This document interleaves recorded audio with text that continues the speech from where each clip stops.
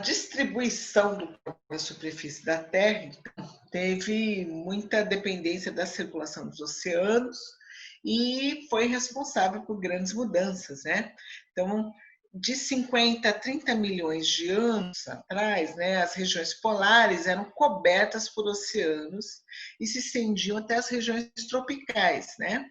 Então a região dos polos, os climas eram mais quentes.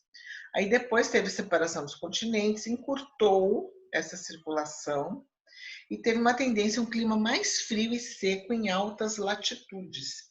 Então, o resultado foi uma maior estratificação durante o terciário superior, e aí as biotas temperadas e tropicais com adaptações diferentes, né? Teve essa característica.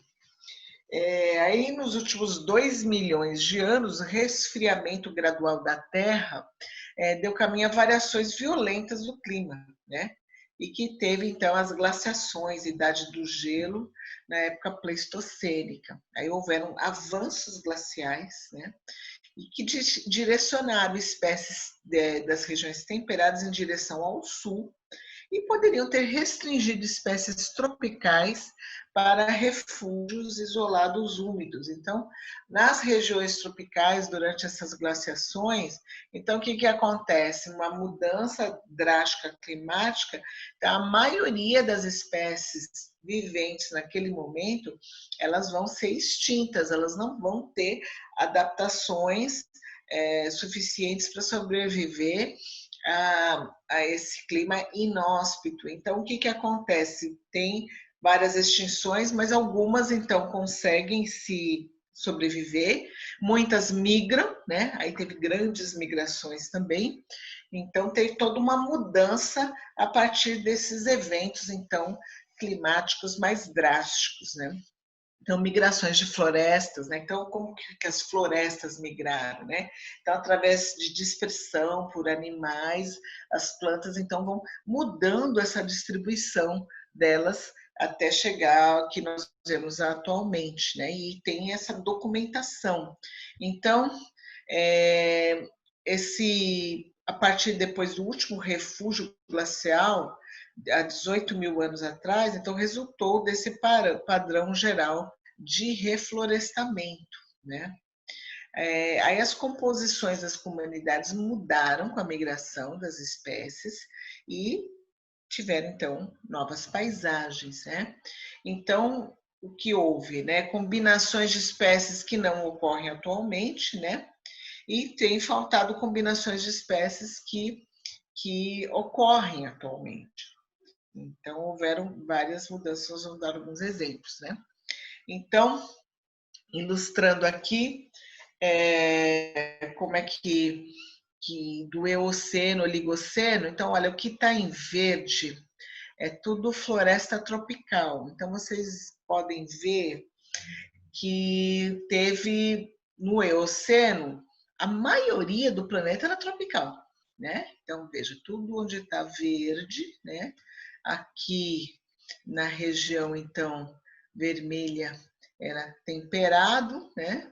E a maior parte da Terra, então, estava verde e quase nada de boreal, né? Das regiões mais frias, da flora das regiões mais frias. Aí teve, então, no Oligoceno já uma diminuição da área totalmente tropical e teve um crescimento da área, então, temperada. Mioceno, ainda também grande parte da área tropical que domina, mas a área boreal começou então a surgir, teve um resfriamento das regiões polares, né? E teve o máximo da glacial. O que aconteceu então? Acabou realmente com grande parte das áreas tropicais, né? E houveram migrações e modificações das espécies, da composição das espécies na maioria das regiões. Então, na verdade, houve um movimento tropical, o movimento das áreas tropicais sofreu, então, uma retração, né? Mas depois teve uma expansão e a configuração da floresta, então, aqui na América do Sul, por exemplo, teve então uma diferença grande, né? Por exemplo, nós, como teve uma fragmentação e depois uma expansão, vemos alguns refúgios, alguns trechos de mata amazônica, por exemplo, que sobreviveram lá no sul da Bahia e no norte do Espírito Santo. Então, nós vemos então aqui a composição das espécies florestais são muito semelhantes, algumas, né, às espécies amazônicas que vemos em toda a região amazônica, né? Então, isso é um bom exemplo mostrando que realmente houveram esses eventos. Então, pode acontecer, né, durante esses eventos, a eliminação de espécies e, consequente, redução de diversidade, pode favorecer respostas evolucionárias rápidas às novas condições, né? Então, aquelas espécies que já tinham potencial fisiológico para se adaptar a condições mais inóspitas, então elas acabaram se beneficiando, né? E criam, então, oportunidades de desenvolvimento de novas associações biológicas. Então, o que nós vemos, né, a partir de todos esses processos, uma série de convergências, né? O que é convergência? O processo pelo qual as espécies não aparentadas, que vivem sob condições ecológicas semelhantes, elas acabam então sendo semelhantes umas com as outras, embora não tenha ancestral em comum, né? Então existem vários exemplos, né, de pica-pau, por exemplo, que espécies que não são pica-paus, que vão preencher o nicho dos pica-paus, né? E vão ter o mesmo sucesso, né, como os arapaçus, por exemplo, e eles vão então ter esse mesmo nicho, né, vão comer alimentos entre a casca das árvores e vão ter esse tipo de espécies no mundo inteiro, por exemplo, né? Existem espécies de pica-paus no mundo todo. Vai ter similaridades de plantas e animais nos desertos da América do Norte e da América do Sul, né? Formas similares em função dessa convergência, em função das pressões do ambiente. Então, os golfinhos e os pinguins, eles evoluíram de forma a sair do ambiente terrestre e colonizar a água, né? Eles voltaram para o mar e aí, então eles tiveram que ter uma forma hidrodinâmica, né, para poder se adaptar a esse ambiente tão diferenciado do terrestre. Então eles vão se assemelhar mais a um atum, por exemplo, os peixes, para poder ter essa hidrodinâmica, mas eles não têm nenhum parentesco, né, um parentesco extremamente distante de peixes, né? Então eles vão ter só a forma hidrodinâmica em função da pressão do ambiente aquático. Então nós vemos aqui alguns exemplos, né, de mamíferos que têm então corpos semelhantes, o tipo de alimentação, o nicho mesmo que eles ocupam é muito semelhante, né? Então, por exemplo, aqui um hipopótamo pigmeu da África, uma capivara da América do Sul, né? Eles não têm nenhum parentesco, mas eles têm um formato semelhante, o ambiente que eles vivem é semelhante. Aqui, essa espécie de mamífero que chama de trágulo e a paca, né? Tem, então, até morfologias, pintinhas semelhantes, formato do corpo, antílope e a cutia, né? Dois tipos de, né? O antílope e o veado mateiro são muito semelhantes. E aqui o famoso pangolim, que é o único mamífero que tem escama, né? E que então também secundariamente ele adquiriu essa forma de defesa, né? Que são escamas muito pontiagudas e que ele se enrola como se fosse um tatu, que daqui, e eles não têm, na verdade, nenhum parentesco, né? Então, isso que a gente chama de convergência, tá? Então, às vezes é incompleta, né? Que tem assim, comportamento similar, né? mas tem algumas diferenças de plantas e animais que ocupam alguns habitats similares. Então, muitos atributos únicos da fauna de répteis da Austrália, por exemplo, poderia estar relacionada com solos pobres, né? A maioria dos solos australianos são velhos, desgastados, tem poucos nutrientes, né? Então, as plantas têm baixo teor de nutrientes, então vai ter plantas que interagem com poucos insetos. Então, consequentemente, as aves insípidas vão ser raras, né? E aí, então, os lagartos podem se proliferar de maneira quase que impossível, como em outro lugar. Então, teria então essa diferença, né? Essa convergência incompleta também em função dessas características locais, por exemplo. Aí vai ter, então, o que podemos dizer sobre o controle de espécies, da diversidade que nós já havíamos dito em outro vídeo, regional e local, né? Então, uma depende da outra, né? Essa questão da diversidade.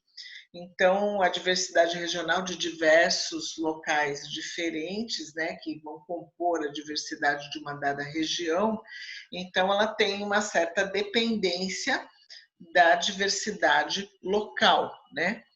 Então, vai ter um limite para a diversidade local. Então, é o que a gente diz aqui como um limite de saturação, né? Que além do aumento da diversidade regional, não iria acrescentar mais nada, né? À diversidade local. Então, as comunidades então são abertas à invasão em qualquer nível de diversidade, mas as espécies estão presentes no grupos de espécies regionais, né? Então, tem um exemplo aqui de verificação da comunidade de peixes na África e na América do Sul, aqui essas duas localidades, né? E aí viram que tem um crescimento regional e local que são equivalentes, né? Que eles vão, então, na mesma proporção. E nós estamos vendo que isso está sendo ainda em crescimento, né? Que não está chegando, então, num ponto de saturação como poderia, então, se esperar, né? Então, essas regiões que são tão diferenciadas uma da outra têm um comportamento muito semelhante em relação à comunidade de peixes, né? Então, a relação seria pertinente se todas as espécies da região fossem encontradas em todas as comunidades, né? Aí aqui a amostragem proporcional. Se as espécies são adicionadas a uma comunidade, independentemente das existentes, então a comunidade local deveria representar o pool de espécies regionais proporcionalmente. Mas chega um ponto que tem uma saturação ecológica local, né? Em função da própria, por exemplo, uma coisa que limita seria a competição entre as espécies, né? Então, elas podem ter uma limitação em função do número de espécies e da competição entre elas, né? Então, vai nivelar até o limite superior, ou seria, então, o ponto de saturação, acima do qual a diversidade regional não teria mais nenhum efeito sobre a diversidade local. Então, esse último slide aqui, ele vai, então, resumir os fatores que influenciam a diversidade local e regional, né? Então, a produção de espécies pode se dar principalmente por evolução de uma espécie em um local isolado, por exemplo. O isolamento cria novas espécies, né? Ele aumenta numa região em nível regional, através da especiação ou da imigração de outras espécies para aquela região. E isso vai, então, influenciar na diversidade regional.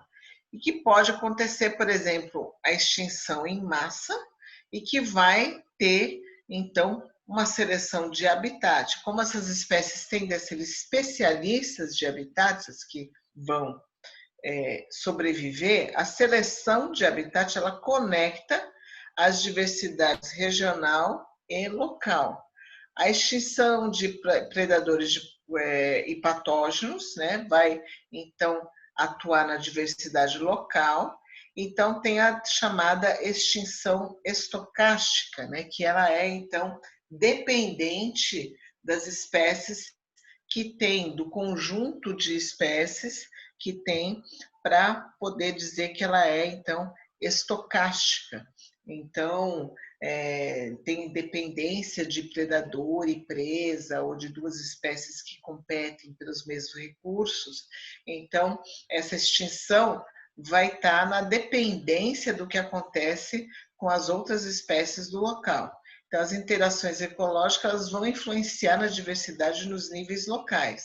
E acontece, então, uma exclusão competitiva, né? Então, são os fatores que vão influenciar na diversidade local e regional.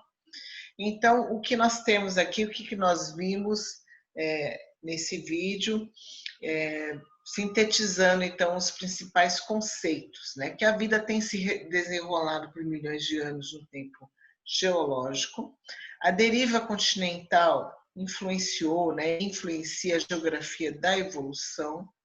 As regiões biogeográficas, elas refletem o isolamento evolutivo de longo prazo. A mudança do clima influencia as distribuições dos organismos, né, grandemente. Então, em função disso, houveram muitas extinções, né, muitas migrações.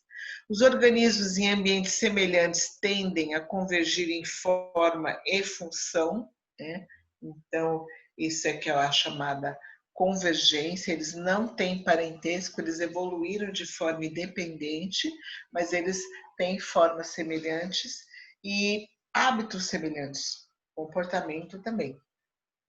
As espécies intimamente aparentadas apresentam tanto convergência como divergência nas distribuições ecológicas, né? Então, elas podem apresentar também diferenças entre esses ambientes diferentes, né? Aí depende das influências que tem no local. A riqueza de espécies em ambientes semelhantes normalmente falha em convergir entre regiões diferentes.